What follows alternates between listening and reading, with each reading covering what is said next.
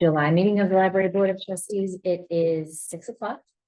In attendance, we have Kath Bromwich, Lee Lewis, Ralph Calderaro, Matt Donahue, and Jen Quackenbush, myself, Emily Curtin, and Donald Colon, Library Director, and Debbie Grace, Head of the Foundation. The first thing that we are doing this evening is there are 2 sets of minutes from May and June that were distributed for everyone to review and see if there's anything that needs to be edited or added. So I will take any suggestions now. We have them for the May 6th and also the June set of minutes. And obviously I realize we'll have to vote on them separately because Lee and Matt were not at the May meeting. So yes, so I'll take a motion for the May minutes, not seeing any edits. I will move to accept the May minutes as written. Second. All right, all in favor? Aye. Okay, and the June minutes, the same, I'll take a motion. To accept the June minutes as written. Second. All in favor? Aye. So they're both approved. Donald, we are up to date on our minutes. The first bullet point of business is the calendar. So this is when we look at the dates for the year to figure out when the library will be closed. So Donald has some information for us this evening. Okay, just 1 second, because that was one thing I did not print off. So annually, what happens is a request is made by staff for time off as negotiated in union contracts, as well as the wage and personnel bylaws. Also, there are some requests that are made in the sense of certain holidays that there would perhaps be an extra day granted with staff schedules being shifted. So for example, Labor Day and Memorial Day, those weekends, the staff here at the library works alternating Friday, Saturday schedules. So what would happen is if there was, so with Memorial Day and Labor Day, that for that weekend, the library would close, the staff who was scheduled to work that Saturday would then work the Friday, so that all the staff would be here. So it wouldn't be like an employee was getting an extra day off.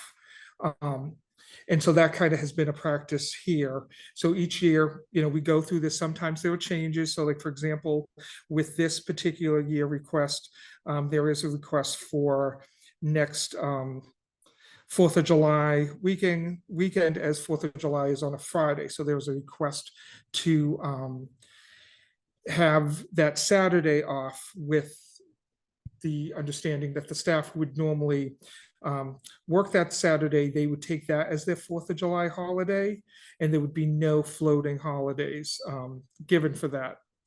And then there's also closures on Christmas Eve.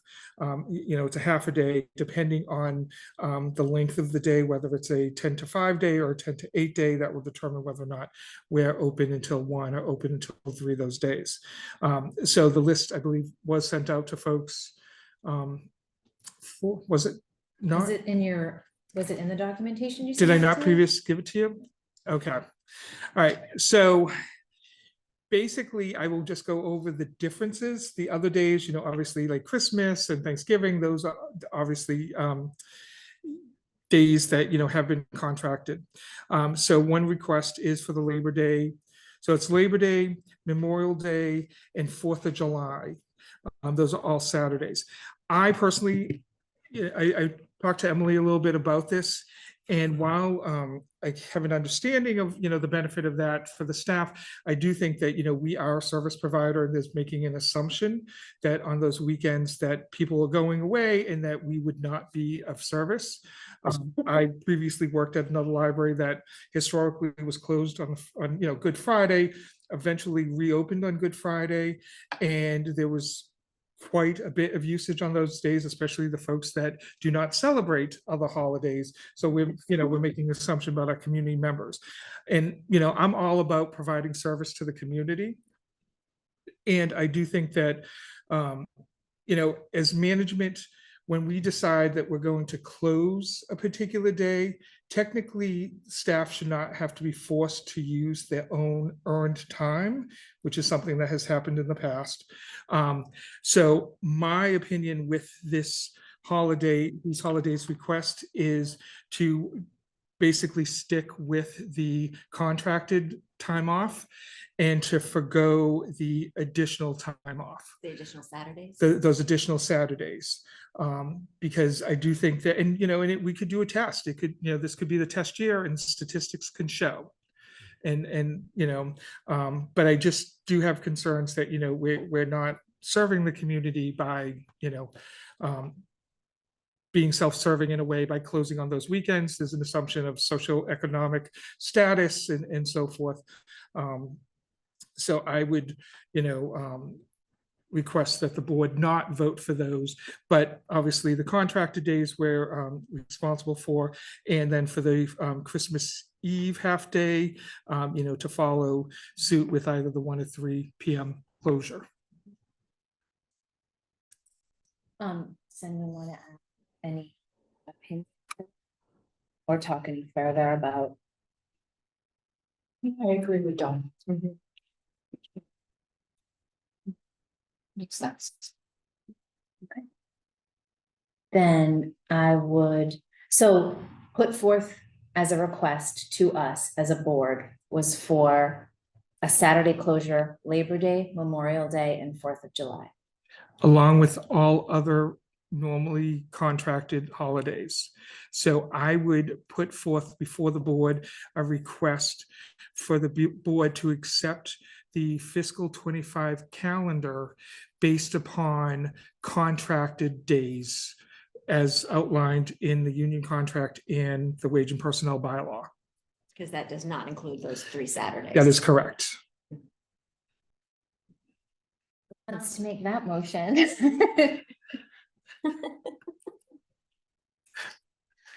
So, it's a motion to accept the fiscal year 25 calendar.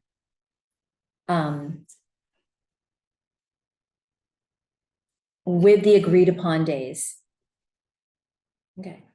And how do we reference these 3 days of it? Not the requested? That is correct. Okay, and not the requested.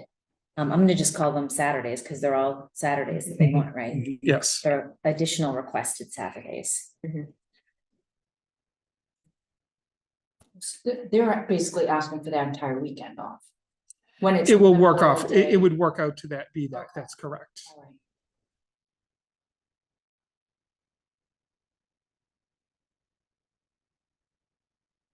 So that is the motion.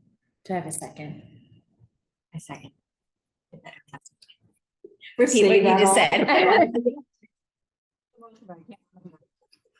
If you can make the motion, I will second it. All in favor? Aye. All right, any opposed? Okay, then it passes. I would probably note here that if we keep track of traffic on those days, it would help inform us for the next time that we have to vote on the calendar to know if these days truly are days in which there are no patrons using the Absolutely, library, because absolutely. that would certainly change So I think my view. Yeah.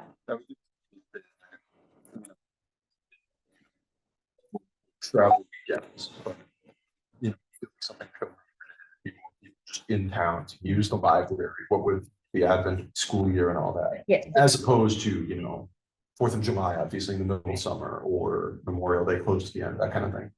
and school's in session in Labor Day and Memorial Day, so Right. it's really different than 4th of July. But just keeping track of the traffic and patron usage, all of those days would be great, because then when we have this conversation again, we could point to that and say, we only had 10 people come in, so this request seems valid.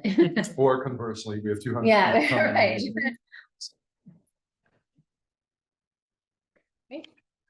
The next item on the list is a subcommittee formation, so I will have Donald introduce the topic. It is not a topic that will be new to many of us, but it will be new to some of us, so.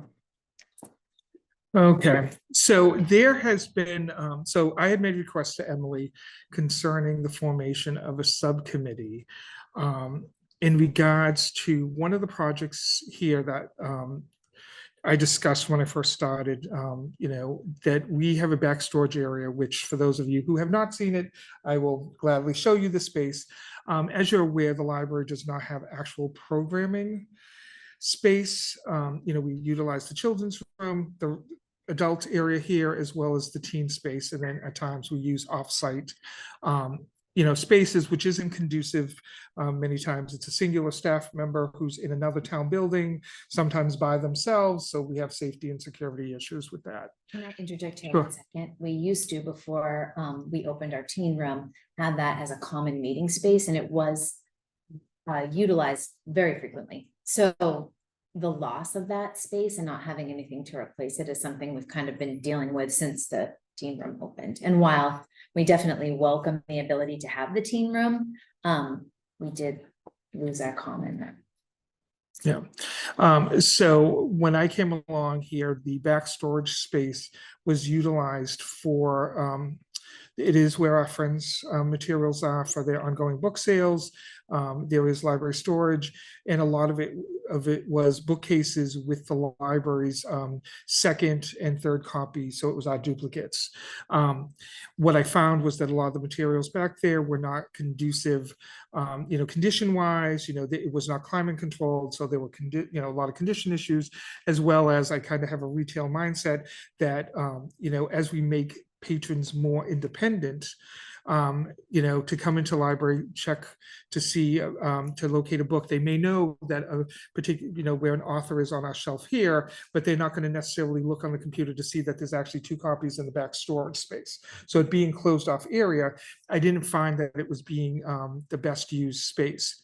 So the idea, so I had weeded quite a bit of that.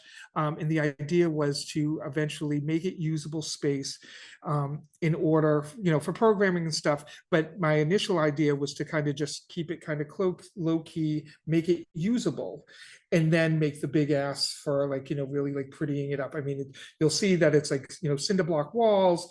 It is a sub-level basement floor. So that is one of the big challenges, is making a decision about whether the floor gets raised, the installation of ramps, to make it ADA compliant and stuff like that. So there's a lot of factors that go along with this, including the external. So if we make that usable space, we need to have a walkway from the exit door that takes folks to the sidewalk. So there's a lot of parts with this project, and so it's been something that kind of has been talked about, and really decisions have to be made. And I feel that it would be best that if a subcommittee was brought together, we could have different opinions, because my whole thing originally was I got a quote. It was like $15,000 or $20,000, depending on the ramp, to put a ramp in. We would add an additional door in a corner. The ramp would be placed. We could make it usable space. Wouldn't it be pretty? Cinder block walls, ugly floor, whatever, but bringing people in, use it, and then show that there's actually a need for it. But then there are differing opinions of basically, if we're going to go that far, we might as well keep on going all the way to get all the bells and whistles and all the finished details and things. So that's where the committee would come in, work together with me and whatever other town departments that we need to kind of make this project come to fruition. At one point, I did have the Massachusetts State Office on Disability to come in to the building to do an assessment. We talked about the back room, and, you know, what we would need to do. And a singular ramp would be the most ideal, you know, if we were going to do that. So, and it would be a ramp similar to what folks would see outside of individuals' homes, you know, kind of like the aluminum framing, you know, metal kind of thing. So eventually it could be removed if need be for, you know, redevelopment of the space. So with that said, you know, I'm looking for folks to volunteer to work with me so that we can kind of come up with a plan, you know, so that we can work together to kind of figure out all the financials of it, you know, the costs, what is required. You know, I've spoke to the head of the facilities department today, who actually had some wonderful feedback and ideas that were different from similar to other conversations that I've had with folks about, you know, the flooring, because there, so as far as the raising of the floor, there's the potential to either use acoustic tile flooring, which does have awful acoustics, and it's something that was used, I guess, in office buildings in like the 80s and 90s. The other option was to use spray insulation and cement to, you know, to raise the floor. But then today, in my discussion with facilities, there was another option thrown out, which I don't even remember. I just was listening to all these, you know, specialized details that meant absolutely nothing to me, which is part of why I need, you know, help with this project, because it was some type of wool that can be used to fill it. But I want to say it was something like concrete wool or something along that line. You know, so but yeah, so that's kind of where it is. So that eventually, you know, we can you know, use the space for, we would continue to have the Friends area back there. We would have programming space, and also, you know, continue to have library storage.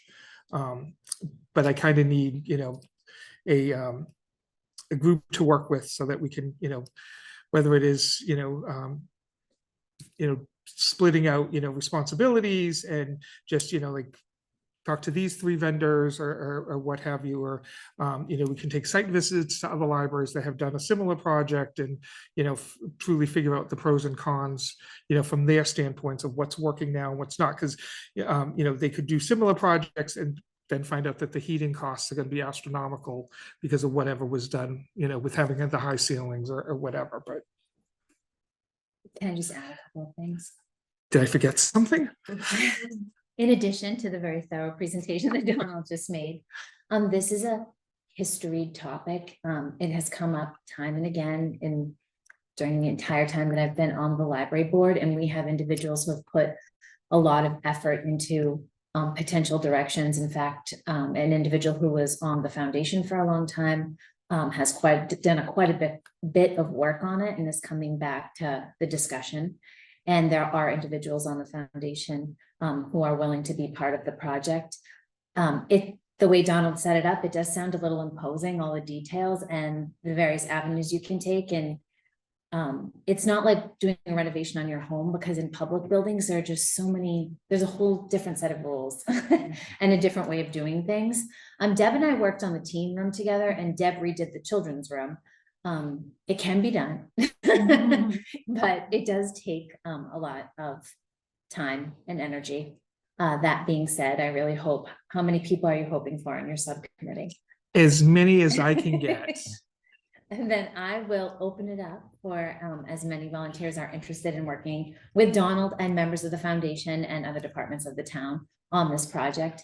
Another thing that always comes up when we talk about the back room is, should this be a municipal project? And we have this conversation all the time, because you would think, since this is a municipal building, that any improvements made to it, specifically after the town voted down the idea of having a new library, that the town would be on board with improving the library that we are stuck with. The building we are stuck with, not the library, so that it can be the best possible space it can be.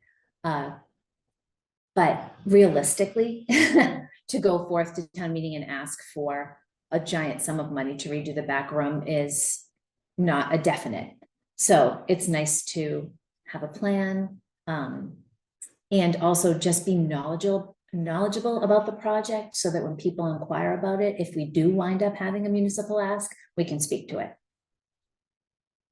That being said, is there anyone who's particularly interested in public building renovation?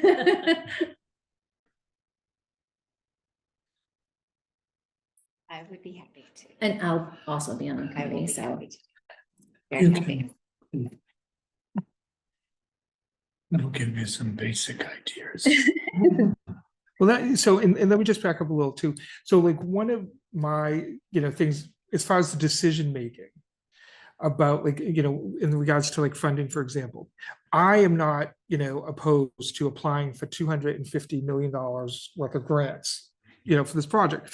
What I need is, the actual decisions to be made, like, yes, we want to raise the floor. No, that's fine. The ramp's fine. These are the types of details. Like, that's where, for me, then we can figure out, okay, this is what what we'd like to do. So this is the pricing on that, and then get to the actual, financials. Yeah. Yeah. And again, it will be us and folks from the foundation. Just, may I add, just all of the furniture and the renovations that were done to the children's room, we did that during COVID when the building was closed. Those would all be considered municipal asks. The furniture hadn't been upgraded in 26 years, but the town didn't provide that. The foundation, our donors paid for all of that. And really by definition, anything done to the. It's a municipal ask. Which is why you have the foundation. Even if you are not on the subcommittee, you will still hear lots about it, because I'm sure we'll talk about it in part at most board meetings. So, yes. If you notice us having a lot of fun and good things are happening, you can join later. All right, so you have 3 so far committed from the later.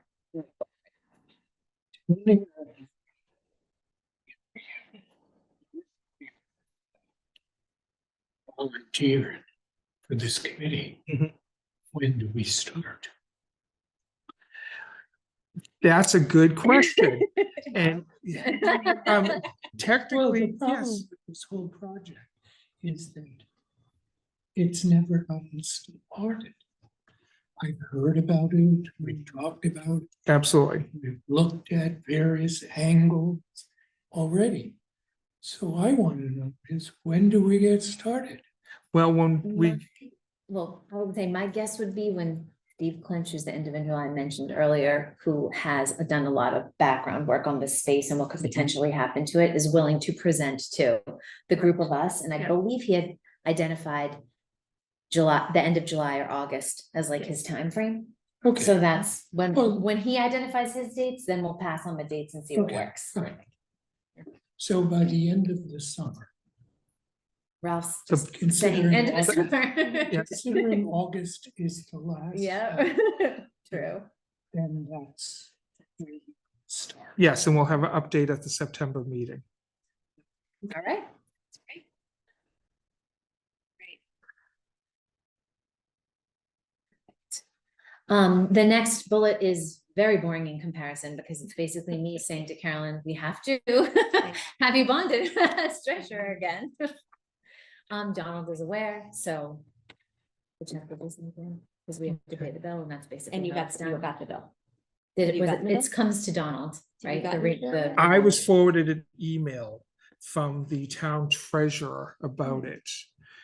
Can we use that to mail to, Um, or should we reach out? I have a copy of the email as well. Should we reach out to get? yeah, if there was an official attach, I don't template? remember if there was an attachment, because they had come through to the treasurer's office and he did not recognize the name, so he wasn't sure what was going on with that. That's weird, because Um, I swear you got like an actual physical bill I the think- first year or I something. think you like that. did, and Yeah. this did feel also a little early. I feel like our renewals are tending to be a bit earlier all the time, so maybe I'll contact the number on this to see when it has to be. And for those of you who have not heard of this before, Carolyn is the treasurer of for the Board of Trustees, and so she's bonded. Just because our town treasurer was always bonded, we're a separate group, so they suggested we have whoever is serving in the position as treasurer. And since that's Carolyn, then this will be her 3rd year, I believe, Mhm. getting. Mhm. Mhm. So that's Yeah. what we're discussing right now. So I will, yeah, I can reach out to the person on the email. and see Okay. what it says about sending them a check. But technically, I just needed to inform you because, Yeah. it's produced by Don and Right, myself, right, so. actually. So it's, yes, through travelers. Yeah. Right, yeah. Great. And as long as you're still willing, we are still willing to. Yeah, and whatever, Excellent. whatever I need to. So the next thing is your director's report. Okay. All right, so there's only a couple of things on my report that I was going to mention on the specific written report. The first thing was a unique situation. I had a citizen come in and discuss the possibility of the library placing a plaque, a historical plaque on the building, as identifying that the library is on the site of the former Kingston Inn. And that, based upon the history of that inn, that hotel, that, that it would be sufficient for us to get some type of historical plaque, put on. I had mentioned to the individual that, this is the first time I've ever had anything like this come about, so I'll have to, investigate it more, and that I would bring it up to the board here. But that also, that I would say that, a request has been made. The citizen does not want it to be a formal request. I'm not saying, I don't believe, after talking to the archivist, Nick Catoulis, that this is something that from the library standpoint, we should be doing. But I did want folks to be aware that this person came in.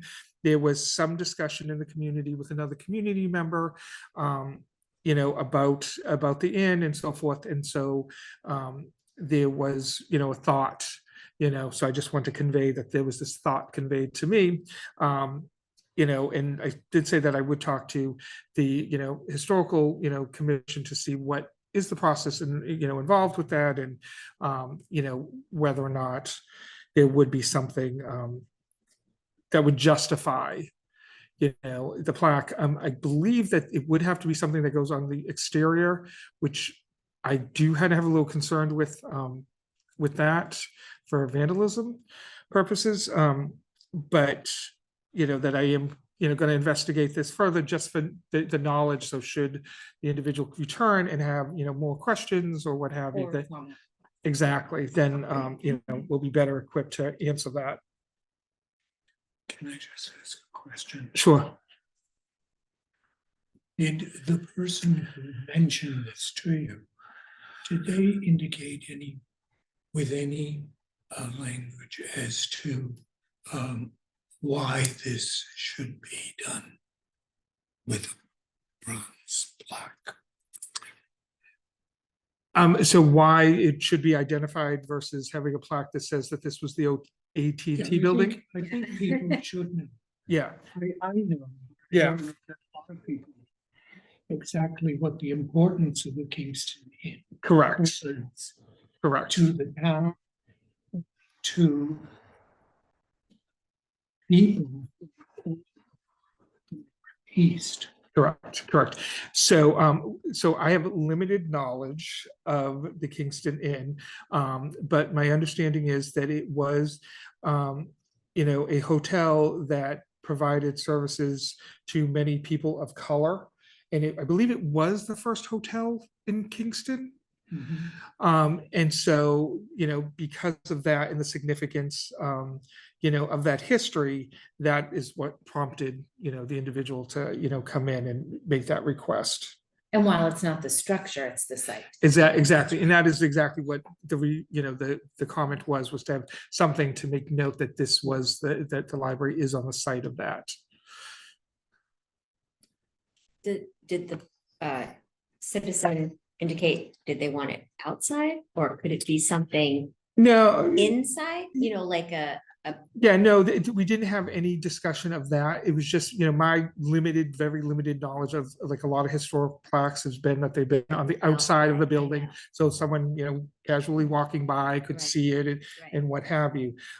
So I don't know. And that was kind of one of the questions that I was going to have. Yeah, because to really educate people on what it was, wouldn't a big, beautiful print Poster. or poster or artist rendition or a blow up of yeah, an old photograph. Right. Exactly, actually shows a picture and then, little story. a story about it, because That's I think, On the inside. yeah, because I think if someone just sees, a couple sentences about the Kingston Inn plaque outside, it's not gonna have as much meaning as the story behind it, because there's a story and a picture of it, because I've seen pictures of it and it was a beautiful building. It was beautiful and, I don't know. Side where detail of the history and all that. And then mentioning the history you're talking about, unfortunately, there are some people who probably don't think highly of that kind of thing.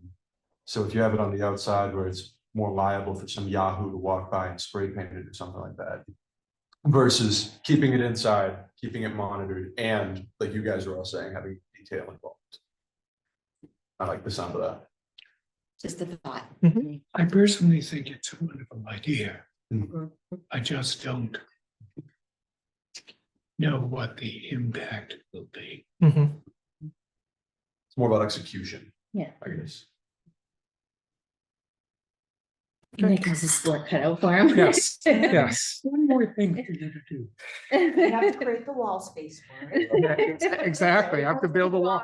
Right up the front. Exactly. Write up the story. This could be a new subcommittee. Yes, absolutely.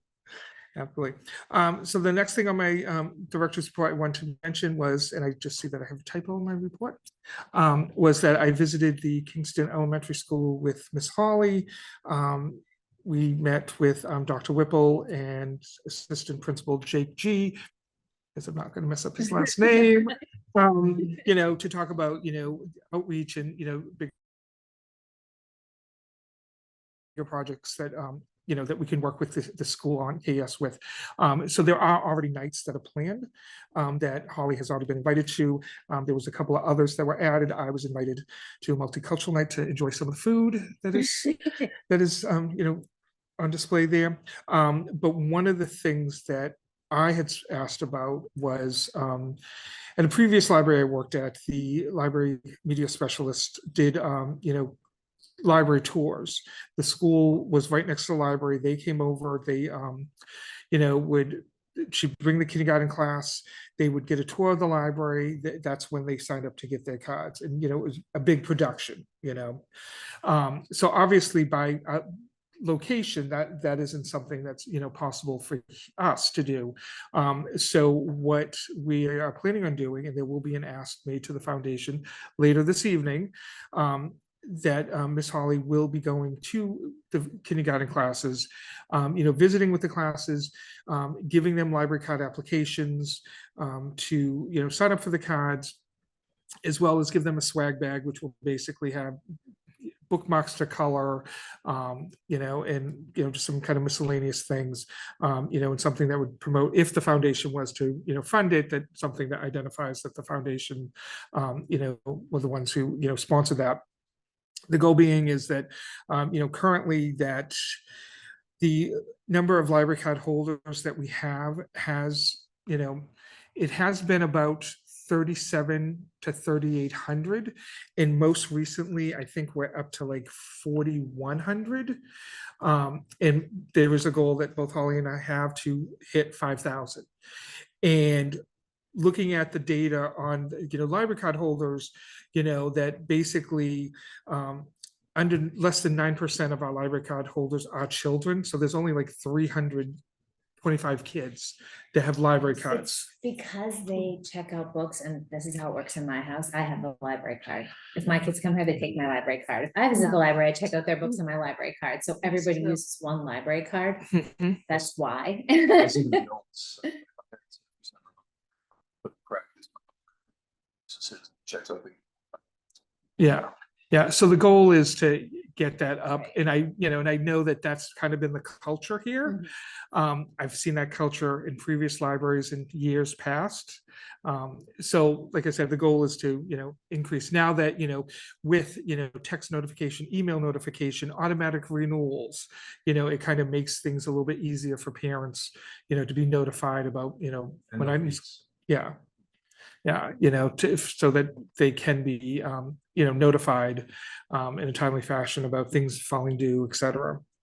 Our next week should be something with the library card holder for the child, because my child has lost their library card the second they got it. So like some kind of keychain or some kind of Wristband. something, put their card Like a in. lanyard or something. Yes. Okay, And that would. okay. The ask is gonna go up. Well, in September is, National Library Library Card Card, Sign yeah. Month, so that is why we were planning on doing that. And there's something very important about having a library Yeah. card. They get excited. We They say use them. it was like a big deal when I was a kid. It was like the first little thing I got for my wallet. You have to write in cursive on it. So, Something at all.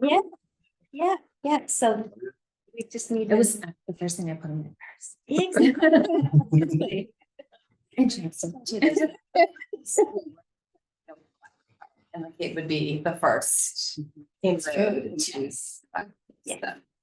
Yeah. It's tricky because I've talked about this with Holly before, because when she came to speak about summer reading, she was like, and then they can sign up for library cards, but since they are children, they can't technically sign. Right. It has to be signed off, but bringing the Yeah. applications, they can Yeah. at least take those home. Exactly. So the idea is that they would take home the library card application, some blurb about what it was about, as well as the swag bag. And I can't remember the thing that Dr. Whipple said that the information can go out on, like Teacher Parent Square, Square. Parent Square. Okay. So the information will be shared that way as well, and we'll see what happens. I am thinking about that the library card applications that we do bring to the school, that we will have them done in a different color, so that when the kids come in, we can identify that, okay, of the 125 kindergarten students that we've spoken to, we got 22 of them back or something, and so that we can check on how successful that is. Before they get their card. Maybe you could do. When they get the card. That, So you're yes, So Sending I mean, out- yeah, yeah. So crayons and bookmarks you get now, but Exactly. yeah. They would get. I have a question. So I would assume that most of these applications are in like English to start with. Is there any move? It's just like running to Google Translate towards translating it into another language for people at home, because I think especially they're as, parent, That- which is in, right. yeah. I just didn't know if the application itself was in it, because I know it's like a larger and growing population of students who do not speak English natively.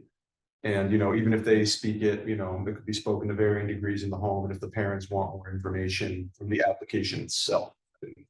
I would suggest giving a copy of the application to one of the ESL teachers, either that works at KS or KIS, and then they can use the service that they use to create what they need and what languages they need. The different languages. So But yeah. as a network level, OCLN is looking at, right now, there is a subcommittee for OCLN that is looking at different options for a lot of, translation services, because we're all the libraries in OCLN are kind of facing that. So the idea being is that the network would provide a service so that we could basically upload a document and they could. That would be great. Yeah, so that is something. Because I just think, we have a whole bunch of kids who could really benefit from it, and I would hate for a miscommunication at any level to, impede that. Absolutely, absolutely. Right, so the next thing on my list to talk about is the Eversource project, which will be a very quick project. Discussion point. So it didn't happen as expected. There is some conflicts within the town concerning with Eversource and the various projects that have been going on concerning tree cutting and things of sorts. So basically they were going to come and do it. They did shut the power off that day, Juneteenth, and they shut the power off. And because there are there's limited tree cutting that they can do, but they needed to do more substantial tree cutting and or possibly taking down some of the trees on Green Street, where they would replace them with smaller, slower growing trees. But because of issues in other parts of town, it kind of has become a whole kind of bigger problem. And so there have been no further updates. I have not heard from them, concerning the project. There potentially was a request to have the permissions withdrawn. But I have not heard that either. So it is basically in limbo. And then the last thing that I just wanted to mention as far as the, my report is just, that as we have, completed the month of June, that means we have ended the fiscal year, which means that there is a lot of data collecting that has, been done. So myself and admin Karen Kelly, we have been working to finalize all fiscal 24 accounts. Today was the last day of encumbrance for the any fiscal 24 bills and stuff. So we're now moving on to the ARIS project, which is always a fun time for statistics. It's state statistics that we have to provide. And then, are there any questions on my written report?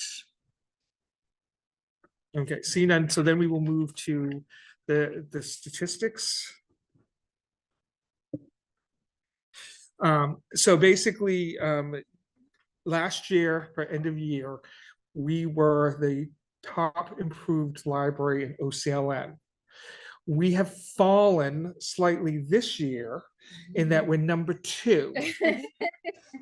And I know, and and it's the previous library that I worked at. So there is a little bit of competition that I'm on fire about.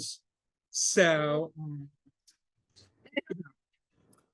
so, I mean, we did, but if you look at, and we'll look at the year to date. So for those of you who have it, on printed out or on computers, for the year to date comparison, we are up 9.52% over fiscal 23.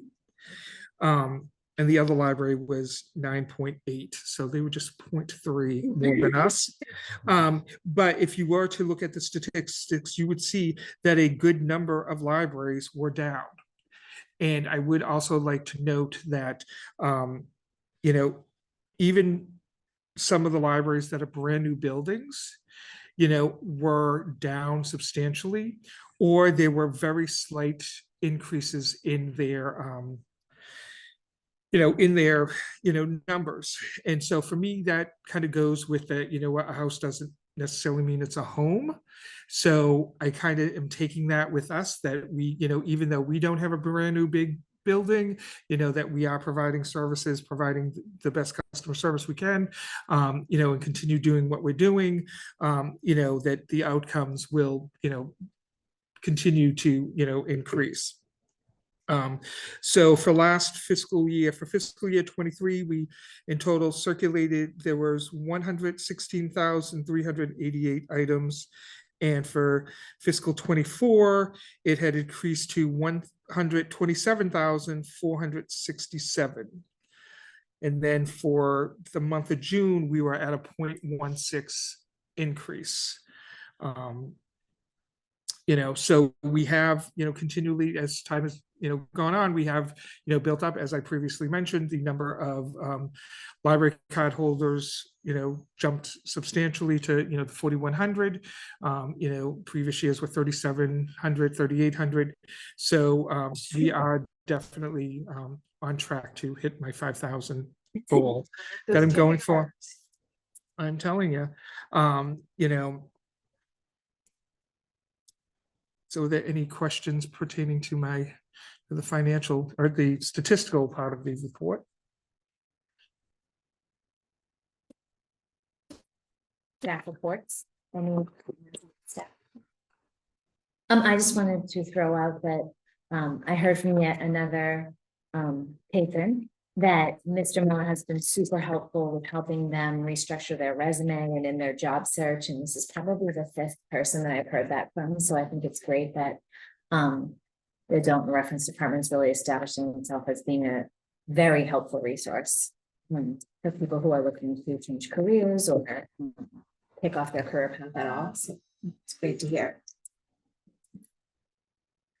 The next up is our Foundation Friends update. Yes, so we have added 2 new board members with a potential 2 more coming onto the board. It's great to have. Many hands make light work. I think that's, we have our annual meeting this evening in 15 minutes. In this very location. Thank you. Under payment of bills, we will yet again say, we'll follow up on the bonding so that we can get you squared away. I just looked at the email again, and what it is that the person who handled the account retired and there's a new person coming on. So they just want to make sure that they will make the renewal out with Carolyn as the individual identified. The next bullet is old business. I have a couple of things under this actually. One is there was a luncheon that the board brought in for the library to celebrate them. It was delayed because we originally wanted to bring it in during the Library Workers Week, but Karen was out. So we delayed it until the staff was full, and it happened in mid-June. That was the first thing. And it's a lot of praise and thanks given by staff. Everyone enjoyed their meal. My steak tips were good. And now I'm trying to recall my other bit of old business. Well, when you think I can mention old business. Oh, because yeah. I followed up with Jane Riccardi, who does our investment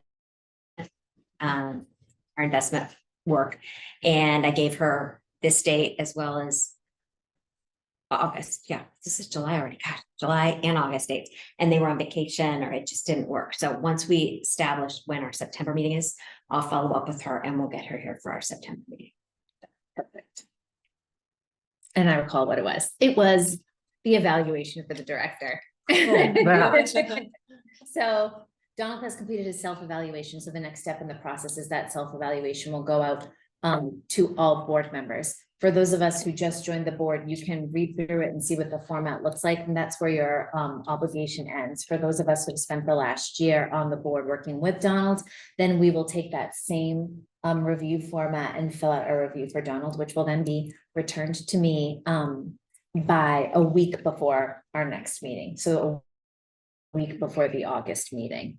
If you can get it back to me, it would be greatly appreciated so that I can put all the information together and we can present to Donald.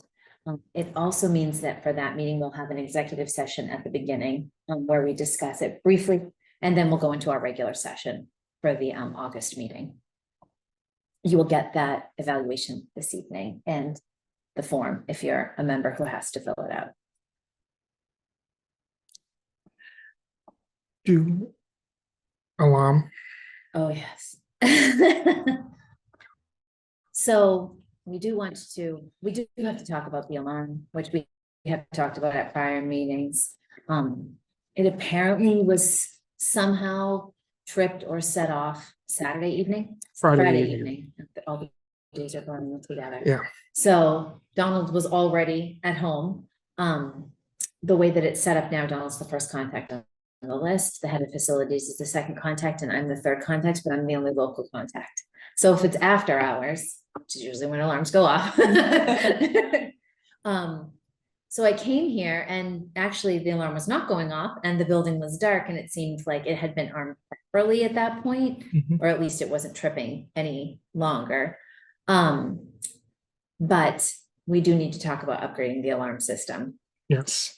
So what happened with this was that what the process normally is that the monitoring service will call me, let me know that the alarm has been tripped, and 99% of the time it's near the circulation desk, which is the door that the cleaners or others come in, and usually it's a case of that the door wasn't pulled tight when they were leaving, or that they just didn't make it to the keypad in time to, disarm it. So what will happen is that they will mention that, that they'll still call me if the alarm is triggered, and then the individual resets the alarm and, shuts it off. So they'll still call me for that, and then there's no need to call police or anything like that. So that was kind of the MO for this time. But what ended up happening was a half an hour later, the Kingston Police Department contacted me because there is a message that bellows from the speakers that says intruder, intruder, the authorities have been called. And neighbors had actually called the police department and said that the alarm is going off. So, so when, so the dispatch called me, they could see that both myself and the facilities director were out of towners. So I said, we can, I can contact my trustee chair, Emily, graciously came up. The audible alarm was off, so that message bellowing had stopped. And there was nobody on site. So the cleaners have moved on. The police that was here, went to deal with another situation. They were actually directing traffic right out front. Yeah. So I did speak to facilities director today, who did speak to Jonathan from Flight Alarm, and that audible sound, we can shut that off so that it does not actually bother the neighbors per se. But we have talked about, and I did mention to him about the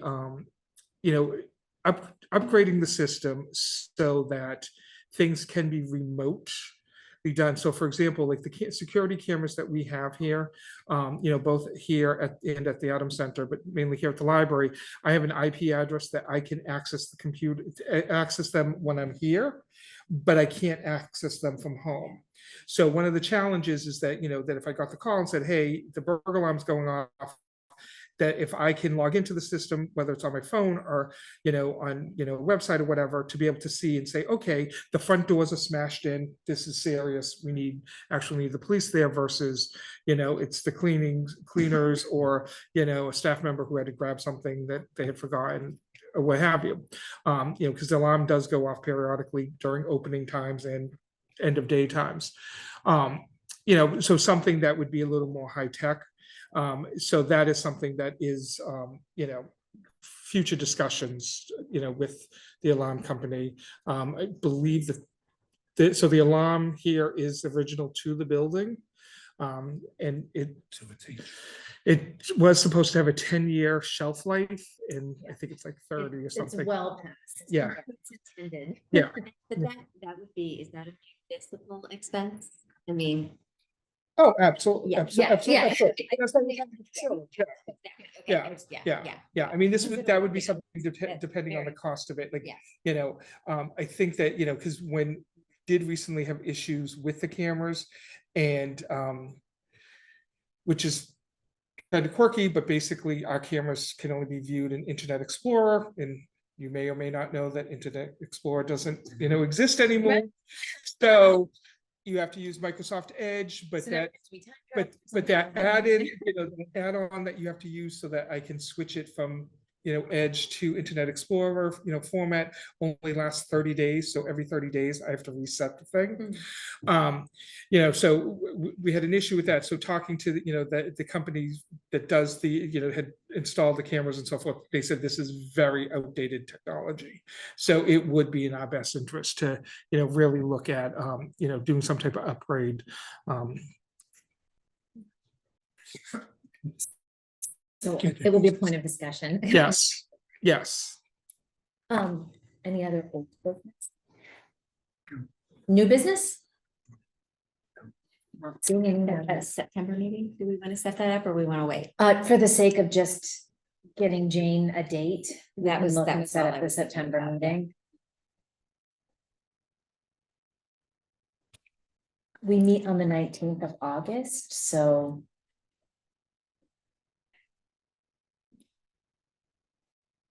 I guess it would be the 16th. 16th of September.